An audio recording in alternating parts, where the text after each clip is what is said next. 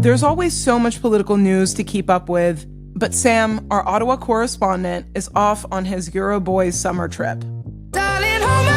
Nothing beats a Jet2 holiday. We talked about sanctions in this episode, and I really want to tell you about another one. This one's pretty interesting. A Canadian is among 4 judges on the International Criminal Court now facing sanctions from the U.S. government. Kimberly Prost. Why?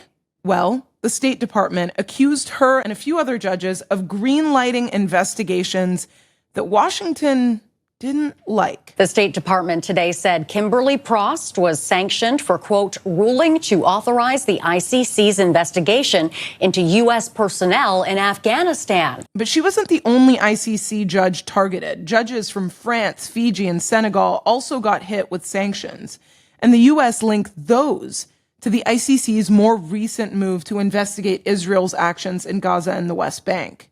Secretary of State Marco Rubio called the court, the International Criminal Court, a, quote, national security threat, end quote. But this is the really interesting part of the story.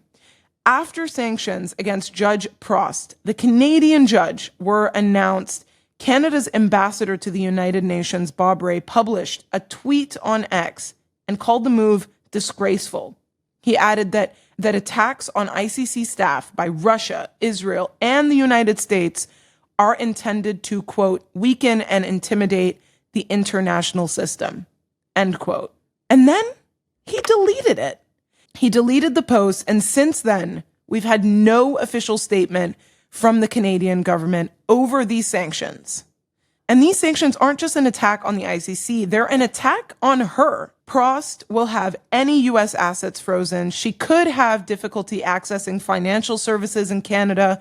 She could face challenges working with Canadian banks and airlines who might be reluctant to give services to someone under American sanctions, given most of them do business in the United States. So it's something I'm keeping my eye on, and I think you should too. Immigration. Let's talk about it. We've finally got data from the Carney government on permanent and temporary resident trends after being accused for weeks by the Conservatives of withholding the data. What we know for certain is that the number of new temporary residents, think international students, foreign workers, refugee claimants, actually went down in the first half of 2025 compared to the same time last year. Let's take international students for one. They dropped big time. From January to June of 2025, only about 36,000 new students arrived. Last year, in the same period, that number was 125,000.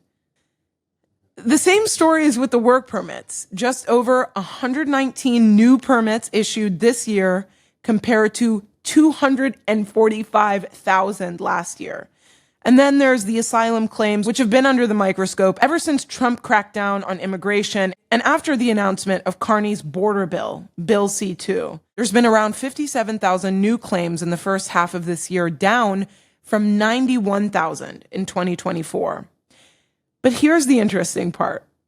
The backlog is still ballooning. The total number of immigration files in the system went from about 1.9 million in March to over 2.2 million by the end of July. So yes, there are fewer immigrants coming into the country, but more and more people are stuck waiting for an answer.